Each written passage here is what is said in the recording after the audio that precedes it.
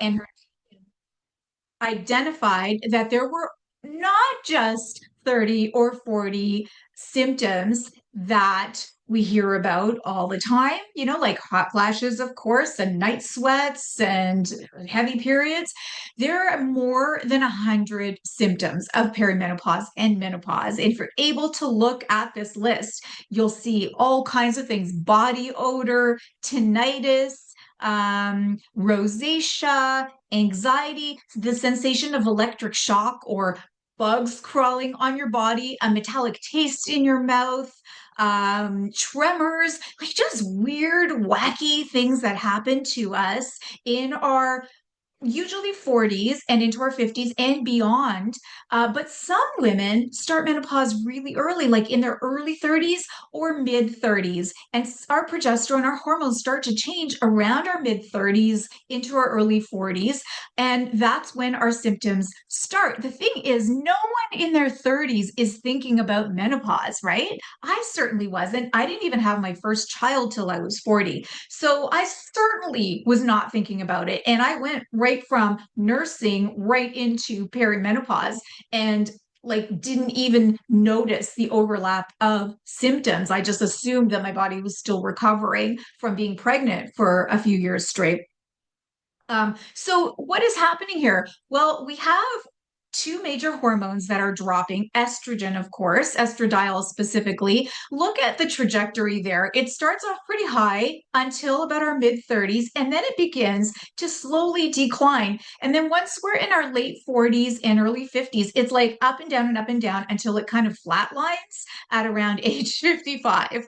So we need to understand that. And this zigzaggy thing pattern that you're seeing, this is why we're so erratic. This is why we have mood swings and hot flashes and all those symptoms, because estrogen is up and down and up and down. I remember like I had honestly four different bra sizes when I was in the thick of it, like from nursing until, I went into menopause.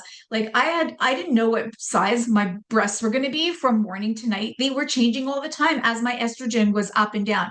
One day I could fit into certain clothes. The next day I couldn't. Like I just didn't understand how I could go from one size to two sizes bigger within a 24-hour period. But that's how powerful your hormones are. Now, progesterone is even more interesting because it's nice and steady. This is the progestation hormone, right? So this is what helps us get pregnant. So we want it to be, at a certain level. And then in our late 30s, mid 30s, really, it starts to not just decline, it plummets. It plummets between the start of perimenopause and menopause. So it literally crashes, but again, it's a zigzag pattern up and down.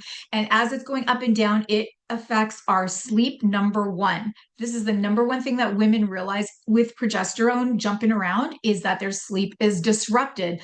Again, we blame it on everything else, right? How many of us had young children when we were in perimenopause who were constantly waking us up, or a dog that jumps on your bed or just starts barking at something randomly in the middle of the night. So we blame it on so many other things and never really realize or recognize that the reason why we are sleeping so erratically and feeling so crappy all the time is because of progesterone dropping. Now, again, another thing is our doctors are totally clueless for the most part. And I've had so many doctors speak to me in the last couple of years since I've been working on this book with Andrea and telling me, you know what, we get zero training. Or if we do, it's just a few hours of training and we know very, very little, and their information is generally outdated. So I'm so happy to see that there are women's clinics popping up all over the place. I live in Nova Scotia and we have a women's clinic 10 minutes down the road. They are amazing. They'll go in there and they will listen to you. You can sit and have a conversation with one of the doctors, and it'll be an hour and a half, and she'll go over every symptom. You can tell her anything. You can go deep as you want, and then she'll give you a list of dietary supplements, some foods to try, a really detailed and thorough blood requisition for blood work so you can actually see what's going on with all of your hormones. Is a totally different experience versus going to my medical doctor who is in her, like maybe she's 31, maybe, and she really, like, she's not there yet. So she's not interested in menopause. She looks in a book And she's like, you can try these pills. And that's about the extent of her knowledge. No offense to her. She's a wonderful doctor. But, again, this is reflective of what a lot of women are experiencing when we approach our doctors. My sister's own doctor, who is in her 50s, my sister is 53 years old, and she has been begging her doctor for blood tests to see what her hormones are doing. She's like, oh no, you're still menstruating. You're fine. You're not there yet. We don't need to test that yet. Oh no, none of those symptoms are related to menopause. They are clearly related to menopause, but her doctor's not willing. So anyways, we could talk about this for a really long time. And in fact, that was one of the surveys that Morphus did, is the relationship between a patient and their doctor and what their doctor was able to reveal to them or even willing to discuss with them. So progesterone, we got to watch out for this hormone in our 30s and 40s. Now, a couple of others just to mention quickly, testosterone also starts to drop.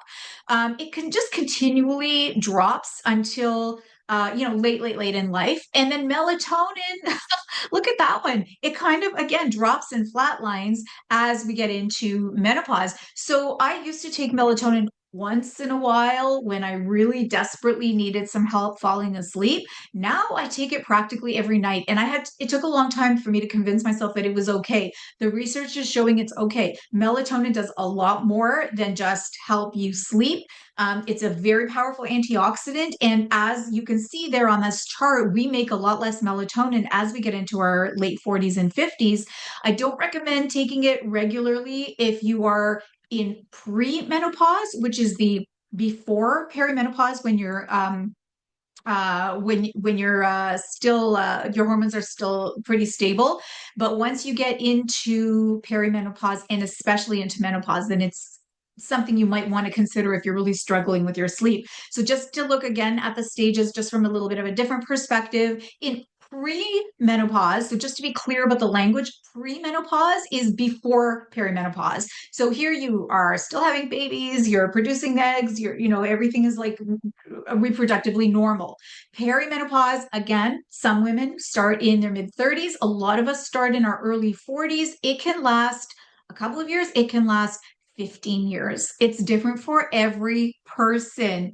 It might even be different for you versus what your mom experienced. So in this stage, sure, you'll probably see irregular periods, especially as you get closer to menopause. You'll maybe start getting into some hot flashes, which everyone thinks is the most important symptom of menopause. In fact, some doctors can't even prescribe hormone therapy like estrogen to their patients unless they're having hot flashes, which means that they're ignoring every other one of those 103 symptoms. So, you may or may not recognize that some of your symptoms are associated with perimenopause, but just know if you're in your 40s, you are very likely in perimenopause. So I know we want to deny it. I certainly did. We want to live forever. And those of us, we're Gen X, right? A lot of us are Gen X who are like, we're still 30. We still want to go dance our asses off all night long. Like, we don't want to be in perimenopause. We don't want to be in menopause. We have young kids because we started later in life. So we feel young. So this doesn't, like, our brain doesn't relate to this is where I'm at in life, but it's a fact, unfortunately. So the more we learn about it now, the better. And I'm saying to my clients now when I work with women, don't wait until you're in perimenopause. Don't wait until you're in menopause. Start as early as you can. Start preparing when you're in your 30s, for what's going to happen in your 40s. In your 40s, start preparing for what's going to happen in your 50s. In your 50s, start preparing for what's going to happen in your 60s. And that's for everything, the way you eat, the way you live, the way you exercise, and now I'm thinking when I work out, I'm not just thinking about how I'm going to look today from my exercise. I'm thinking, what's my body, my bones? What are my bones going to look like in 10 years when I'm in my 60s? And then when you're in your 60s, you want to be thinking, what are your bones going to look like when you're in your 70s? So don't wait to get osteoporosis or to get a diagnosis. Start now, start preparing your body. And that's what I'm going to walk you through today. So menopause starts. So when the last day that you have your period in your life, 364 days from then. And menopause really is just one day. It's just that one day, 1 year after your last period.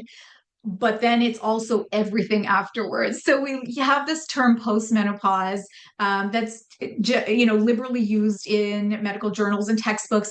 But really, once you're in menopause for the rest of your life. It's not like menopause ever stops. It doesn't ever stop. It keeps going. So really, it's just menopause. So we'll use that term interchangeably, but it is the reality. So just one little caveat here from the day that your period stops. Okay, so 1 year later is when you start menopause officially. You have about 6 to 10 years where, as you saw earlier, the hormones are still in a little bit of flux for 6 to 10 years. Now, this is your body preparing for the future. So, this would be a really, really good time if you haven't started preparing for bone health and hormone health and preparing for menopause. This is like kind of your big chance to get your life, your health, your diet, your bones, your exercise, everything sort of prepared. And also, we're not going to talk about hormone therapy in this session. And one thing about the book, Nourishing Menopause, is that it's based in natural solutions. So it's all about food and lifestyle medicine and exercise.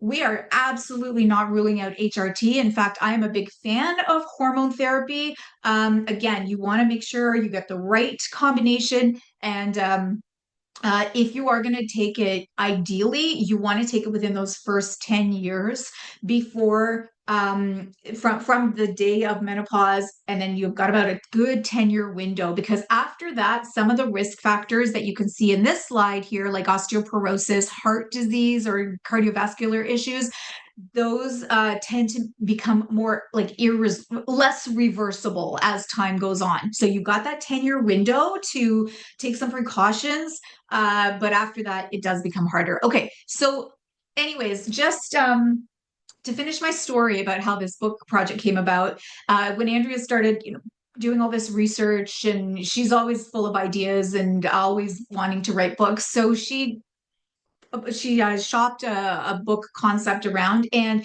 it did get picked up by Simon and Schuster. They published our first book, Unjunk Your Junk Food, about 15 years ago, and it was Simon and Schuster Canada that picked it up this time. And so she had like 2 years to write the book, started writing it, realized like this was too big, too big. So she called me up, and I had a little extra time. And I thought, sure, why not? I can work on this. I'll learn a couple of things along the way. At first, I thought it was just going to be a little editing project. I didn't realize it was going to turn into like a whole other full-time job.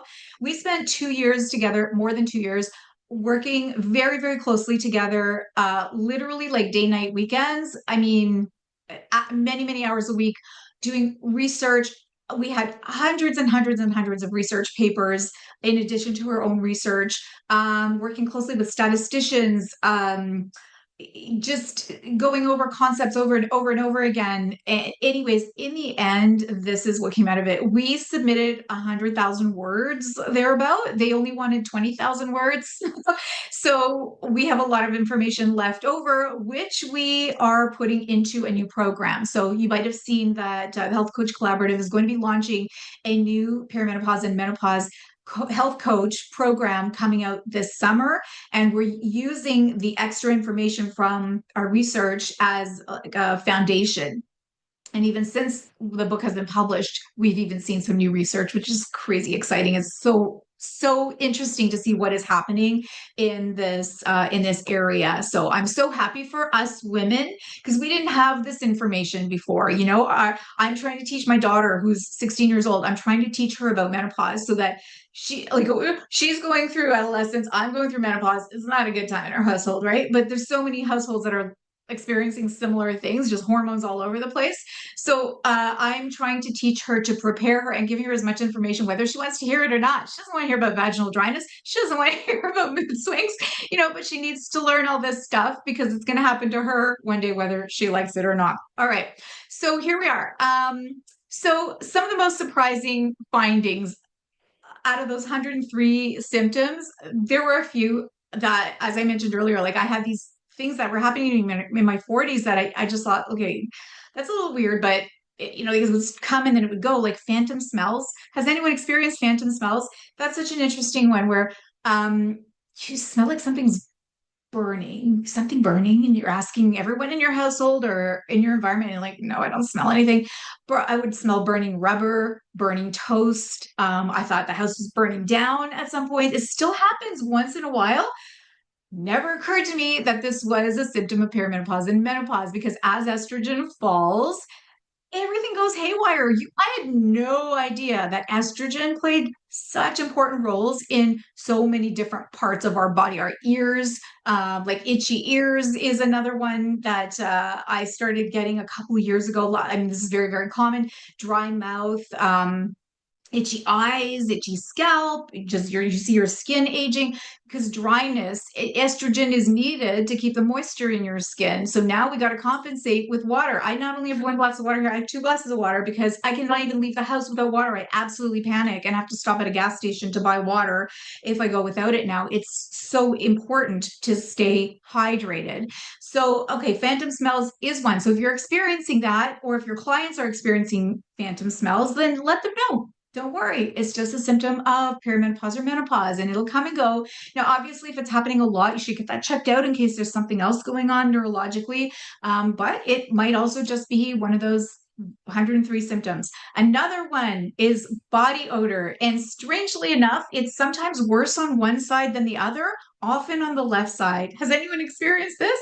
So, even personally, I noticed this during the pandemic when I decided I was not seeing anybody except for my family. So I was going to stop wearing deodorant, antiperspirant, all of it. So I stopped and I thought, like, normally, you detoxify for a few days and then you would have zero body odor. And I'm like, this is my chance to just clear all that garbage out of my armpits and out of my cells. It just got worse and worse and worse. And on one side, it was unbearable on one side. And I thought it was the weirdest thing. I'm like, oh my God, I'm so toxic. And I started doing all these detoxes thinking that it would help. It did not help. Your armpits have their own microbiome. And as estrogen fluctuates or changes, it will mess with the microbiome, sometimes on one side, because the microbiomes are independent. So the microbes on one side of your body will be affected by your estrogen dropping. Another weird thing that I, again, never would have associated with menopause. Okay, this was the thing that I have lost sleep over since I learned it. First of all, when Andrea gave me the list of symptoms, I categorize them because in our work, we work with body systems. So instead of just treating symptoms independently, I look at which system is this symptom a part of. And I categorized all the 103 symptoms and realized, holy moly, like most of these, the vast majority are associated with the nervous system. So when you think about symptoms of menopause, you don't usually think that the symptoms are related to your brain. You think that they're related to your hot flashes, your thermoregulatory processes, your thyroid, which often, is affected, or blood glucose or other things, but not your brain. And yet, about 90% of the symptoms related to perimenopause and menopause are related to the brain fog. And as soon as I learned this, I'm like, oh my God, all those clients that I've had over the years who have been complaining that in their 40s, suddenly they have the worst brain fog and they don't know what it is. And I'm thinking, okay, maybe it's dysbiosis or candida or let your microbiome, let's do a cleanse. It's not. It's perimenopause or menopause. Your memory all the time. Like when I met Heather, she was always saying to me, "Oh, I forget. Well, like what I was gonna say, Heather, right? You would joke about these words that you would just like you'd be saying something and then you would just forget a word randomly." And I'm like, okay, yeah, she's talking about menopause. It happens to me all the time now, all the time, where I can't even sometimes remember a person's name who's someone who's very close to me. So this happens. It's part of what happens. So why and mood swings, of course, and then we have like the disturbed sleep that happens as a result of perimenopause. Of course, that's going to mess with your brain, right? If you're not sleeping, you're not functioning optimally the next day on any level. And if you're getting night sweats or hot flashes too, that can also wake you up in the middle of the night. And again, that's going to affect your sleep, which is going to affect your cognition the next day. But the thing that really freaked me out, blew me away, was the research that shows that our brain actually physiologically changes in perimenopause. we lose gray matter volume. So our brain structurally changes, and this is what causes the cognitive issues that we have in our 40s. Now, this is more important in perimenopause because by the time we get into menopause, oftentimes our brain has figured out how to get back to how we were functioning before these hormonal changes. Sometimes it doesn't, though, and sometimes we just continue to struggle for many, many years. But the gray matter volume can increase again once we get into menopause, hopefully, at least for many women, and that's what the research is showing. So if you're feeling like dumb or like something's different, or I kept saying to myself, oh my gosh, I have to do more puzzles or like memory tests or something because I just can't remember anything anymore. Is this dementia? Like at least once a week, I ask myself if I have dementia, right? It's it's perimenopause. It's perimenopause, and this is part of what is happening. And honestly, there's not a lot that you can do about it. You got to just kind of keep working and wait it out. And we have to be kind to ourselves as we're going through these symptoms because the body is changing. The body is changing, and we can fight back. But sometimes the more we fight, the more tired we get.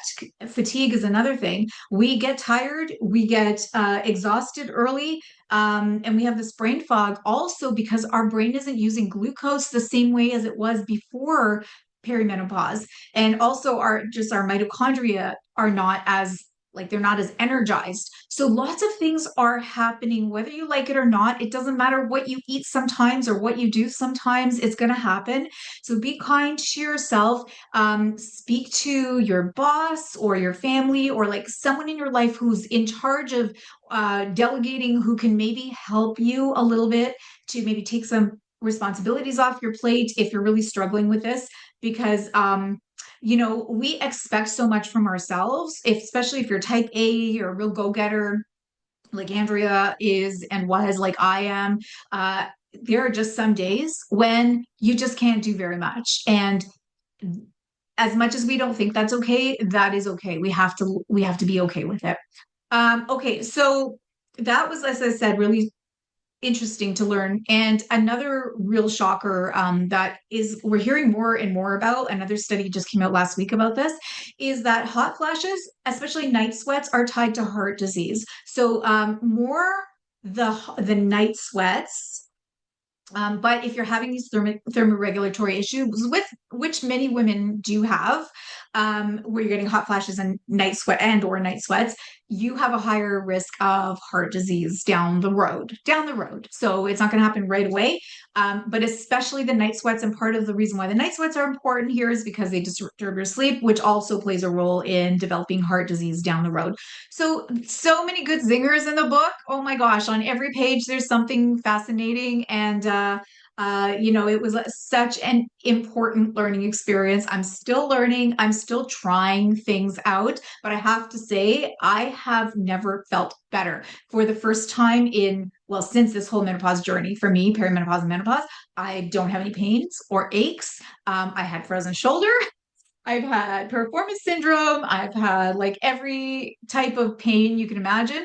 But I've managed it all now. So I'm pain free because I've changed my exercise, because I've made some tweaks in my diet. And that's all based on information that I have learned over the last few years. And now I'm trying to go back to my clients and say, okay, let's try this now because, I have some new information. So let's kind of start over and see if we can, fix this for you. So Andrea and I came up with the balance protocol.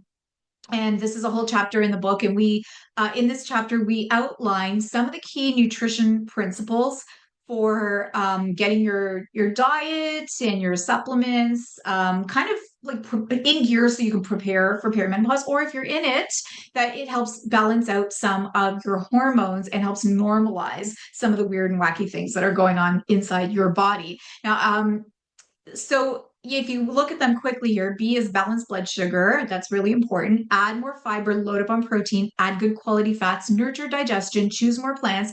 And then E has 2, ensure you're hydrated and also exercise. Now in the book, We made exercise a whole separate chapter because so much changes with exercise once you get into perimenopause and menopause.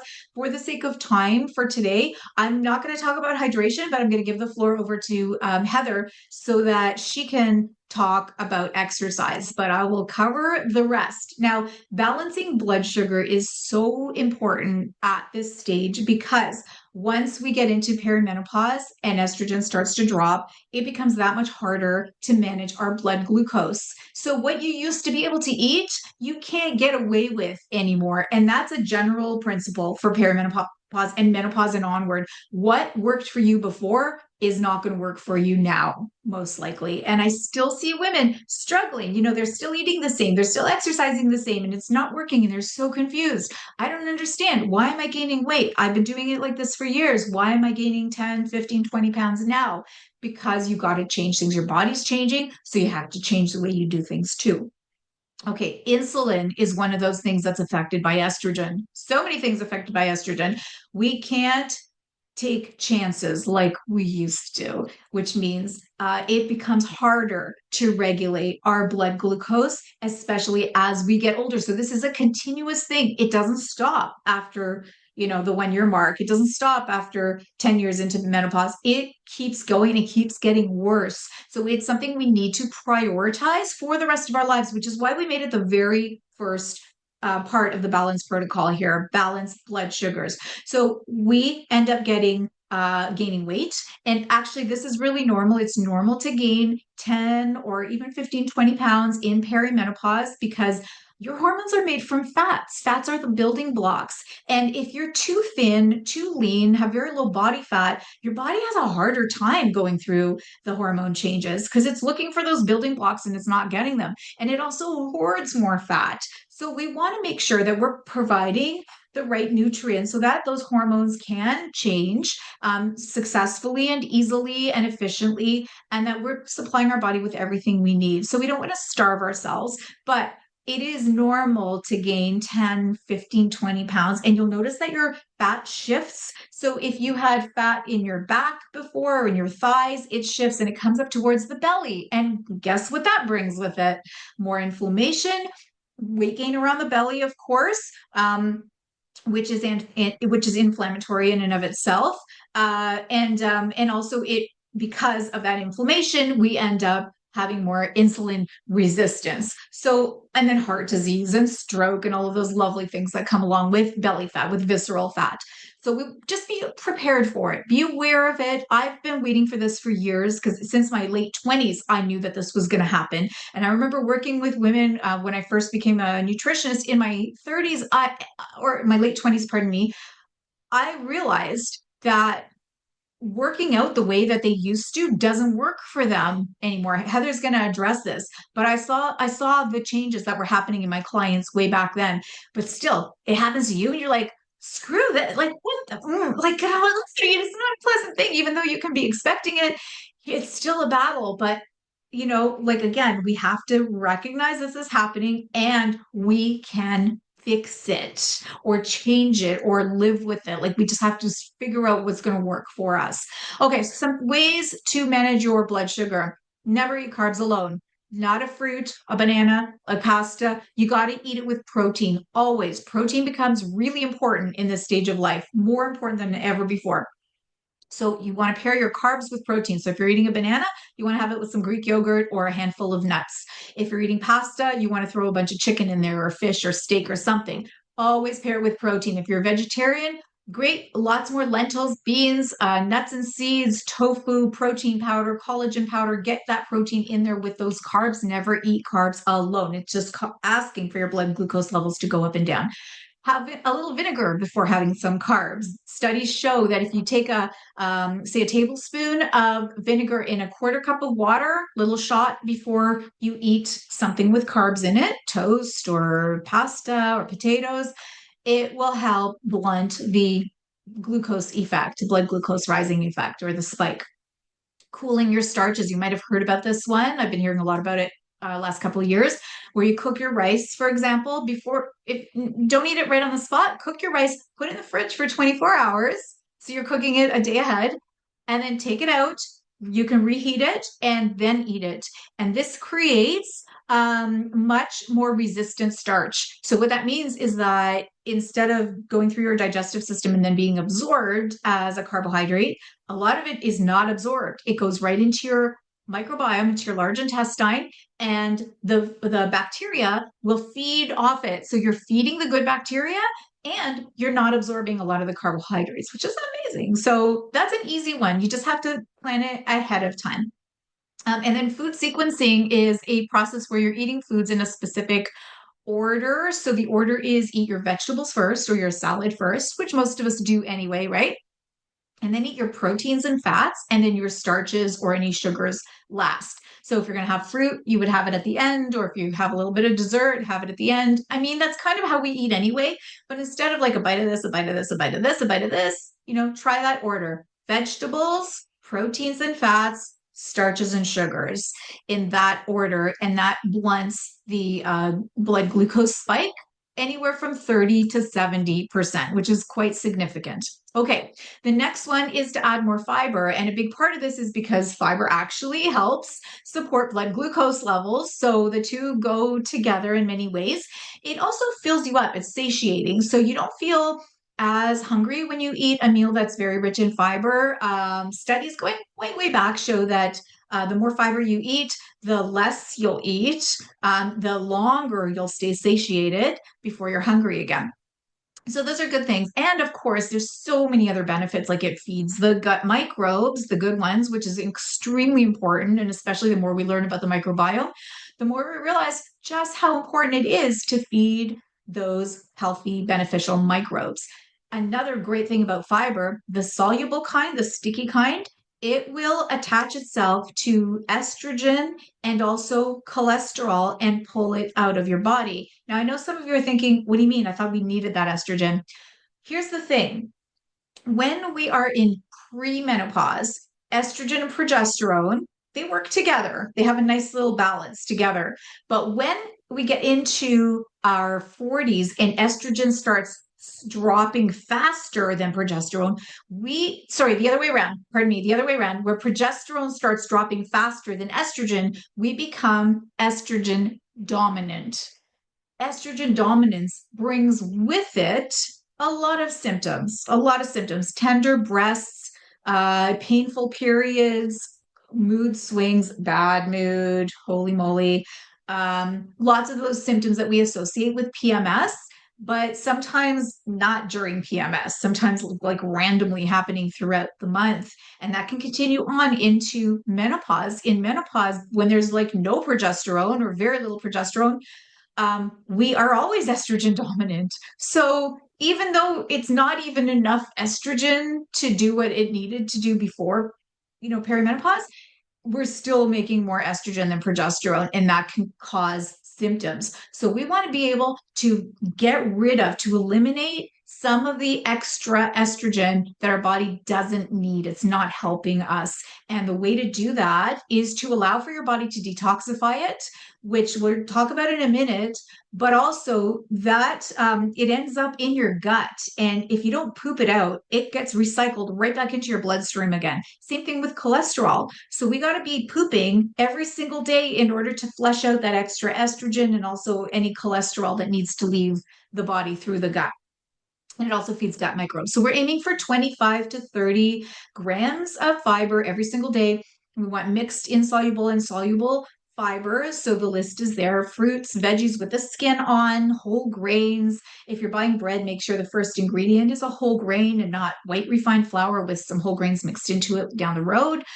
Nuts and seeds, especially ground flaxseed, which is one of the most important elements to include in your diet as you're getting into these stages. Not whole flaxseed. We can't bite it to grind it up enough to release all those factors that help our hormone balance. So we want to make sure that we grind up that flaxseed. You can also buy it ground. I like to buy the whole flaxseed, grind in my coffee grinder, grind enough for a week. I'll just use like 1 or 2 tablespoons a day for a week, and then I'll grind it up again the following week. Let me just check. Okay, I see a couple of questions here. I will answer those towards the end. Okay, So oatmeal, beans, berries, pectin from like eating citrus or apples or plums or cooked carrots, So the more vegetables you eat, fiber is found in all plant foods. Did I miss one? It is found in all plant foods unless they're refined. So if you have white bread, white rice, white pasta, white sugar, products with white sugar, anything that's been stripped of its fiber is just sugar for you. So make sure you get rid of all that stuff and replace it with something that is going to provide you with some fiber. And if you're buying packaged foods, look at the nutrition facts to identify how much fiber is in it. The L in balance is load up on protein. This one's so important, as I mentioned, because our muscles start to waste away once we get into our 40s. You barely notice it in your 40s. You sure start to notice it in your 50s, even more so in your 60s, even more so in your 70s, and on and on and on. So it gets harder and harder to maintain muscle mass. And I think we all recognize having muscle mass as we get older is so critical to how we live our lives and the quality of our life. Because if you fall and break something, you may never recover from that. Um, Also, when you build up your muscles, you're also building bone strength and bone health and bone cells. So you're dealing with two at the same time. I'm going to let Heather talk about exercise, but the more protein in your diet, the more it supports building muscle and maintaining the muscle that you have. Never mind even building it, just maintaining what you've already got. Not to mention that protein is the building blocks of every single cell of our body, including most hormones and our sex hormones. Bones, like I said, skin, hair, which is another very common complaint. Women start losing their hair as they get older. Nails, DNA, like everything we are structurally is made from protein. So we've got to up the protein that we consume. Also, our brain health needs protein too. Neurotransmitters, brain chemicals are made from protein. It's the building blocks. So, in order to support cognition when it's really struggling in our 40s and 50s, we need more protein. And finally, appetite management. So the more protein you eat, the more satiated you are, the less carbs you'll be eating because you're filling your body with protein instead, right? So make it the star of every single meal and snack. Like I said, when you're having a snack, make sure there's at least 5 grams of protein with it. When you're having a meal, make sure there's at least 25, 30 grams of protein, breakfast, lunch, dinner. Extremely important that you cannot get away with. How much do we need? Well, more than we had in our 30s. So we're looking at 1.2 to 1.4 grams of protein per kilogram of body weight. Now, just to keep it simple for you, if you're under 140 pounds, you're aiming for 60 to 75 grams a day or more. If you weigh more than 140 pounds, aim for at least 75 grams of protein a day. It's not that hard, but it's not easy either. And I do find that most of my clients, nobody's eating more protein than they need. Nobody. They're all getting just enough or nowhere near. So if you aim for like 25 grams at breakfast, 25 grams at lunch, 25 grams at dinner, that's 75 grams a day right there. So you hit your target. And then if you're having snacks in between, you can get an extra 5 or 10 grams of protein. So it's not impossible. Look for those big sources, download a chart off the internet, or let us know and we can send you one. And we also have mini plans made up too for like a meal plan for protein and how to meet those targets. So if you want anything like that, let us know. Okay, so the next A is adding good quality fats. Like I said, our brain is made from fat. We really are fatheads. Now, the thing is, a lot of us who are Gen Xers or boomers, we grew up in that diet era. Fat makes us fat. We're obsessed with low fat foods. We're afraid of fat. So we're afraid. We still don't want to increase the fat in our diet. I still struggle with my clients here who they know about omega-3, they know about the benefits of it, but they're like terrified to get that extra 10 grams of fat from the salmon that they eat because they're afraid they're going to gain weight, which they're already gaining. They're afraid it's going to contribute to their extra weight in perimenopause and menopause. But there's so many important reasons to eat more good quality fats in this time of life. And again, it's not the amount that you want to be focused on, it's the type that you want to be focused on. This is where the processed foods become a real problem. Trans fats, if you see on a food label the terms term partially hydrogenated fats, this is where it becomes a real problem. Even processed seed oils, like too much safflower oil, sunflower oil, corn oil, these are highly processed oils that make a mess of your cells and cause inflammation. So we want to limit those or get rid of them altogether. In fact, like stick to cold pressed oils, cold pressed olive oil, some avocado oil. You can use a little bit of coconut oil. Use the highest quality oils you can, and you don't need a whole lot of them, but that's what your body wants. And then eat your foods that have fresh oils in them, like salmon, cold water fatty fish, like salmon is excellent, anchovies, trout, sardines. These are good quality omega-3 fats. Omega-3 is anti-inflammatory. We have a lot of inflammation in our body at this stage, and it just continues to get worse. So the more anti-inflammatory foods we can put into our body, the better.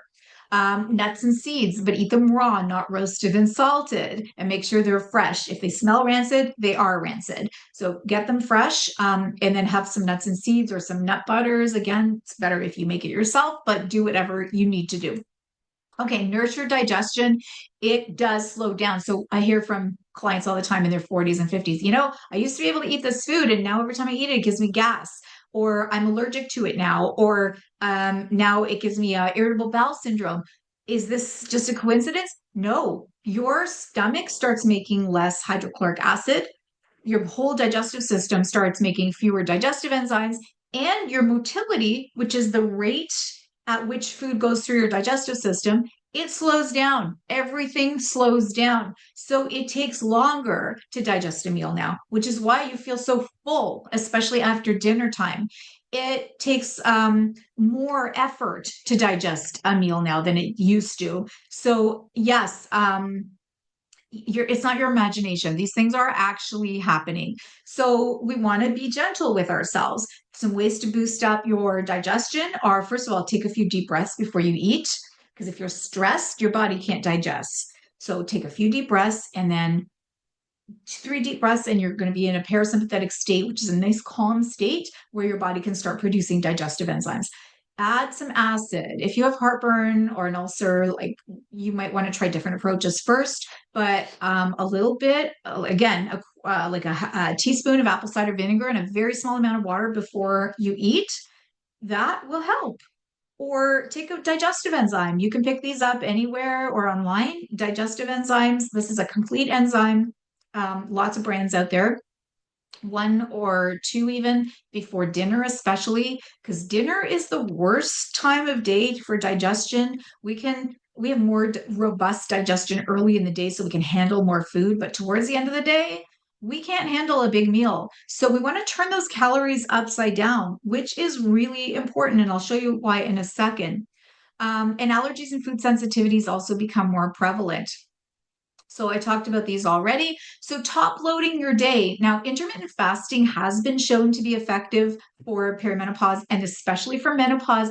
However, the way that we've been fasting traditionally, where we skip breakfast and eat, all your calories from 12 to 8, we got to actually flip that upside down. We want to have more food in the morning and less food at night. So you're actually better off starting to eat at 7 or 8 in the morning and eating for that 12-hour window, and then, or 8-hour window, pardon me, and stopping. You're better off skipping dinner than skipping breakfast. Now, again, try this out yourself. This is what the research shows. Try it out and see how you feel. So top loading your day. Okay. So someone asked, can omega-3 be replaced with a plant-based version for clients who are vegan? Absolutely. So for omega-3 vegan version, you're looking at algal oil, ALGAL, and you can buy that at health food stores or online. It's algae that cold water fish eat in order to make their own omega-3. So you're going right to the source. It is just as effective as any other kind of omega-3 supplement. So yes, 100%. Also, part of the digestive system is the microbiome, and we're still kind of in the infancy stage of learning about how the microbiome impacts menopause and perimenopause. There's so much more information to come out and be revealed on this topic. but we do know that it plays a role in all of your symptoms. So nourishing your microbiome with, again, fiber, with probiotic foods, prebiotic foods, beans, lentils, nuts and seeds, like plant foods. In fact, we want to try and get about 30 plant foods a week. 30 unique plant foods a week. I'll talk about that again in a second, but choose more plants is the C in the balance protocol. Specifically, phytoestrogen foods. Phytoestrogens are very similar to estrogen. So once we eat them, they have a mild estrogenic effect. It's not strong. Okay. You're not going to cure all your menopause symptoms with phytoestrogen foods, but it will for sure help. For sure help. So there are over 300 plants with estrogenic properties. The best ones that you want to include in your diet, lentils. I am obsessed with lentils. Why? Not only are they amazing phytoestrogenic foods, they are also incredible protein foods and fiber foods. So you get something like 13 grams of protein in half a cup of lentils. You get something like 13 grams of fiber in half a cup of lentils. So you get so much bang for your buck. And they're so cheap too, right? And they don't take long to cook. And it can be red lentils or green lentils or brown lentils. Doesn't matter. Throw them on top of a salad, make a lentil soup, make a lentil loaf. You can get really creative with lentils. Get these in your diet on the regular. They're hugely helpful. Chickpeas, black beans, or other types of beans. Again, ground flax seeds. Very important phytoestrogen source. 1 or 2 tablespoons a day. Find a way to sneak it in. And sprouted alfalfa and mung beans. These are your top sources for phytoestrogens. Another crazy important category is cruciferous vegetables, because cruciferous vegetables help detoxify estrogen naturally. And there are a few of them to choose from: broccoli or broccoli sprouts, which are even more effective, cauliflower, cabbage, Brussels sprouts, kale, and arugula. These are your top sources for for cruciferous vegetables. So we want to try and eat one of these. The other books say like 3 to 5 times.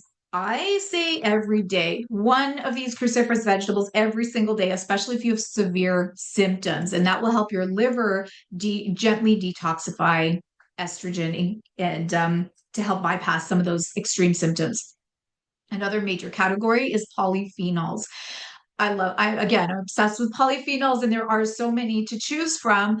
But the polyphenols feed what's called the keystone microbes in your gut, especially one called Akkermansia muciniphila, which is like it makes your body's natural GLP-1. So it helps regulate your blood sugar, it helps control your appetite, and it helps you lose weight. So the more we can support those keystone microbes with specific foods, the healthier our microbiome will be, and therefore the rest of our body, and our symptoms will be mitigated to some extent. So berries, any kind of berry, blackberries, blueberries, doesn't matter.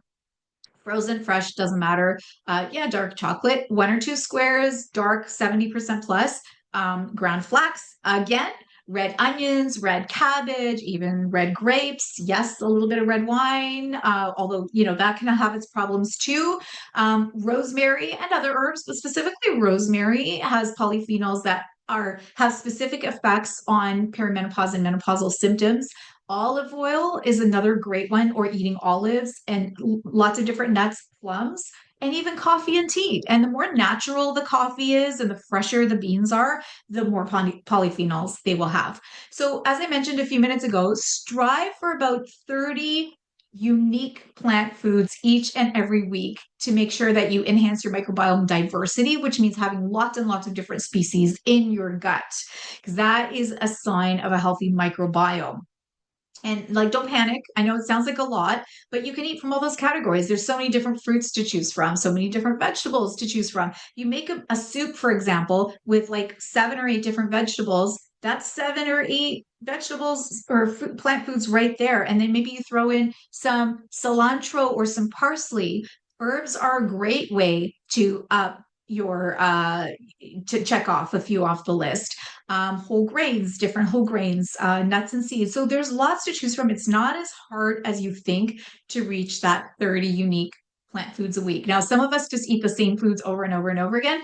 That's okay too, but mix up the ingredients a little bit. So if you tend to eat, lasagna every Monday, great, but put some different vegetables into your lasagna sauce or different into your tomato sauce or different maybe layer in some veggies or add some different herbs and spices. So it's not hard to do and it's a really good goal to strive for. Okay, so I'm going to step back now and give the floor to Heather, who's going to talk about the Inner Balance Protocol. So the floor is yours, Heather. Thanks, Lisa. So let's talk why exercise is so important for women in perimenopause and menopause. Well, as Lisa mentioned earlier, estrogen starts to fluctuate long before our period stops. So remember that slide that had all the zigs and the zags. So those shifts affect almost everything: our muscles, our bones, our heart, our metabolism, even the number of hot flashes we get. But the good news is that exercise, especially strength training, is one of the most powerful tools we have to stay strong and feel better through the whole process. So, okay, let's talk about strength training. Why is that important? Well, one of the best reasons is because muscle loss starts earlier than most of us recognize. And that's usually around the age of 40. We start to naturally lose about 1% of muscle each year. And in addition to losing muscle, we also start losing strength, and our strength drops about 2 to 3% per year. So when estrogen dips in perimenopause, that whole process accelerates. So it's really important to do strength training to help mitigate that. And think about, muscle isn't just about how we looked, how toned we feel, or how toned we looked. It actually has a function. It supports our posture, it protects our bones, and also a lot of people don't realize it's a storage tank for glucose or blood sugar. So it actually helps to regulate blood sugar because it stores our glucose. And when we have less muscle, that means our blood sugar can creep up more easily. And, really, that's why strength training becomes a non negotiable in midlife. Ideally, we're going to be training 2 to 3 times a week, doing resistance training, hitting all of our major muscle groups, and using weights that feel challenging. And we're going to talk more about that in a moment. Protein matters now more than ever, all right, because our bodies don't build muscle as easily in midlife. So our protein intake needs to go up. And research on women in perimenopause and menopause shows that about 1.2 to 1.6 grams intake per kilogram of body weight daily helps to counteract estrogen related muscle loss. So, as Lisa mentioned earlier, make protein the star of each meal and snack. And just to give you an idea of how much protein intake daily that would be for a 170-pound woman, that would work out to be about 93 grams per day. And I noticed, I wanted to mention Lisa had said earlier that protein intake between 1.2 and 1.4. The 1.6 is really for women who are very actively training, wanting to build muscle. So that's kind of at the higher end. The majority will be in that 1.2 to 1.4. All right, so we talked about strength training for muscle. Let's talk about strength training, how it protects our bones. So we know that bone density starts to decline in perimenopause, and that's at a rate of about 0.5 to 1% per year. And then after menopause, that can jump to 1 to 2%. Strength training and also doing some impact training is the best way to slow this down. So, and for those who are a little nervous about impact training, it doesn't have to be dramatic. We're talking small hops, maybe some step drops, some light jumping, like skipping, even walking down the stairs. Walking down the stairs creates more force through the bones. So it doesn't have to be dramatic, as I mentioned. These are things that can all help to protect our bones and build bone density. And yes, we do have to lift heavier than we think, right? So this is where the idea of a 1 rep max comes in. So, a 1 rep max is simply the maximum amount of weight that you can lift at one time with good form.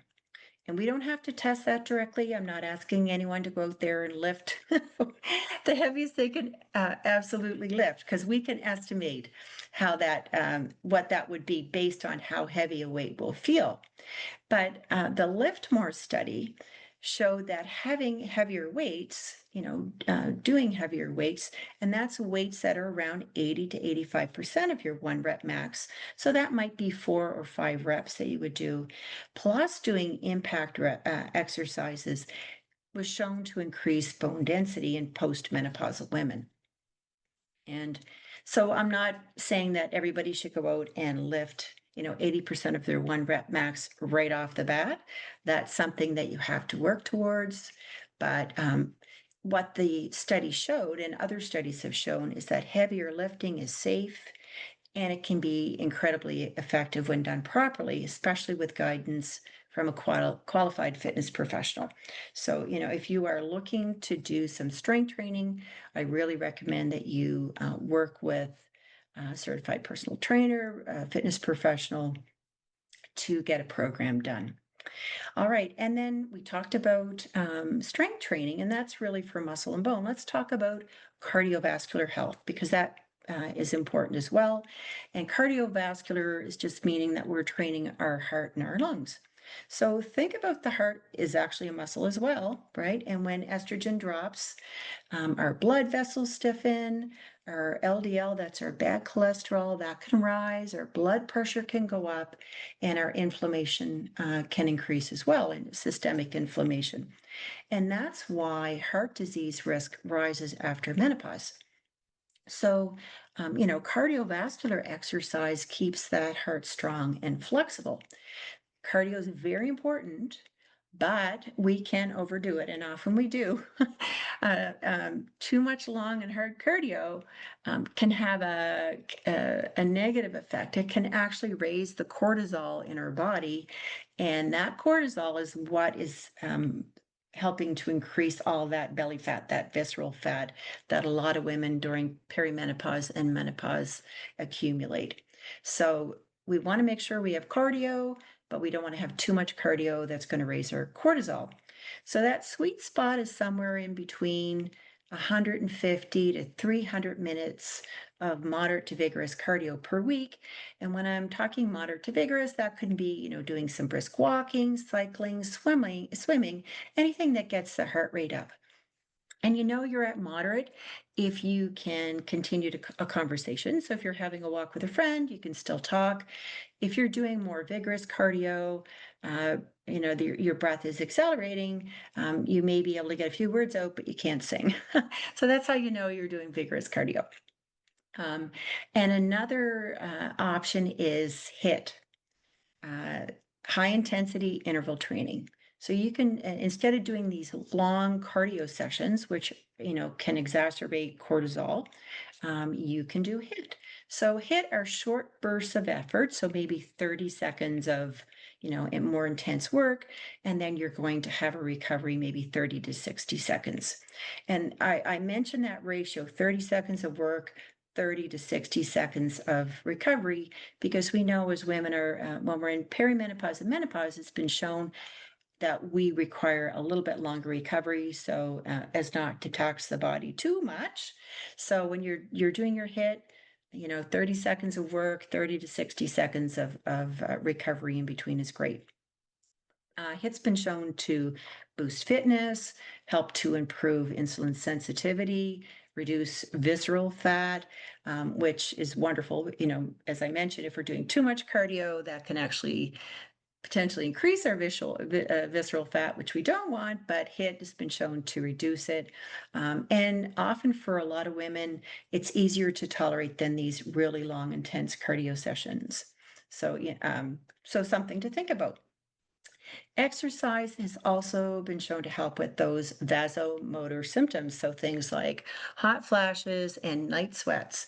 And over time, it's been shown they can help reduce those. And that's one of the reasons is because it helps with our thermal regulation. So it helps with our body's ability to regulate in its internal temperature.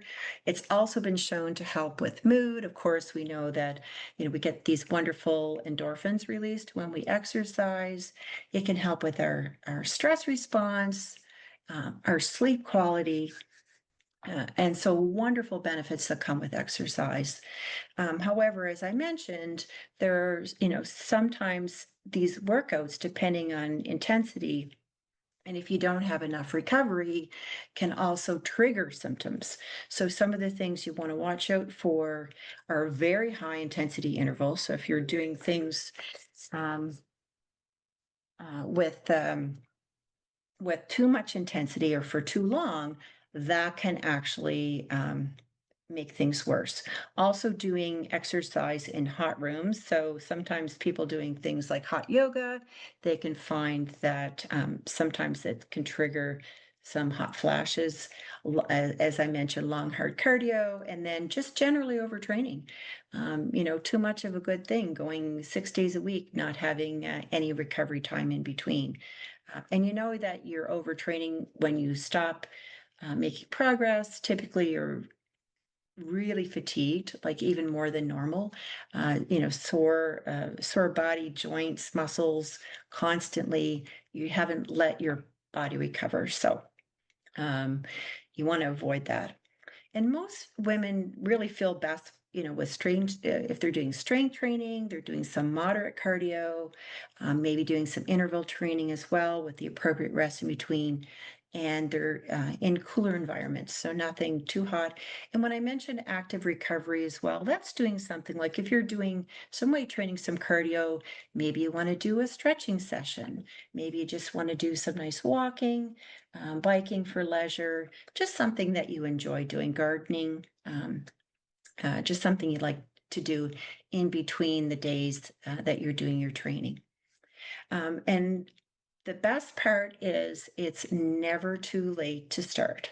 Women start in their 40s, their 50s, their 60s. I have women in my class I'm teaching now that are in their 80s, and some of them had never formally trained before, and they're doing really well, and it's helping improve. They're seeing improvement.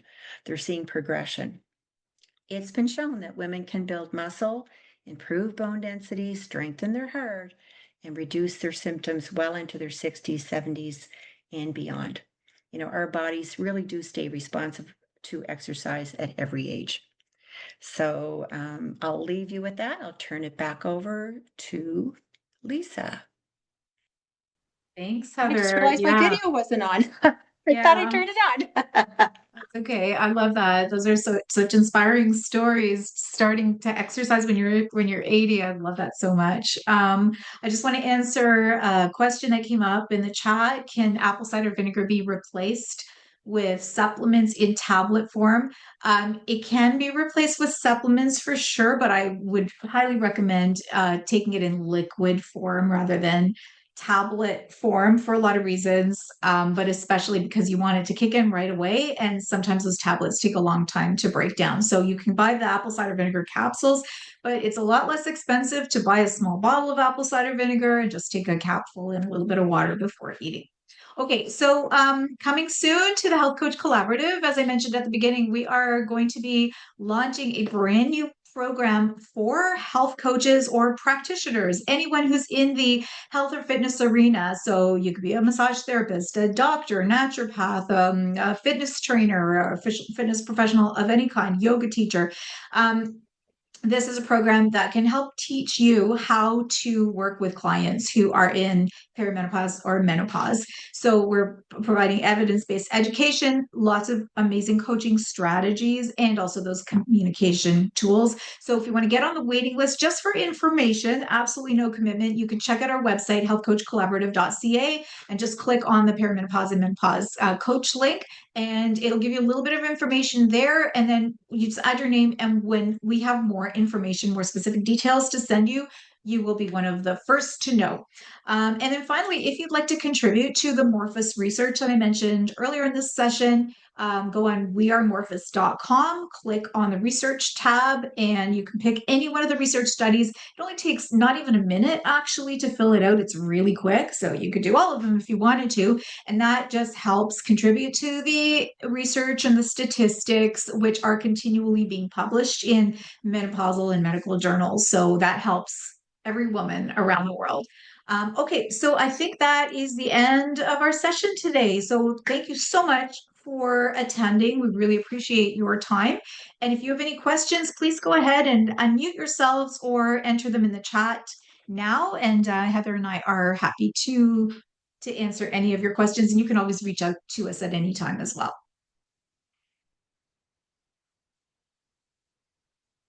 Are there any questions? Or Heather, is there anything you want to say? Oh, hi, Lucy. Thank you so much. Yeah, it's doing well. Thank you. No, I think that's it. I actually didn't realize my video was on. It was off. Now it's on. It's on now.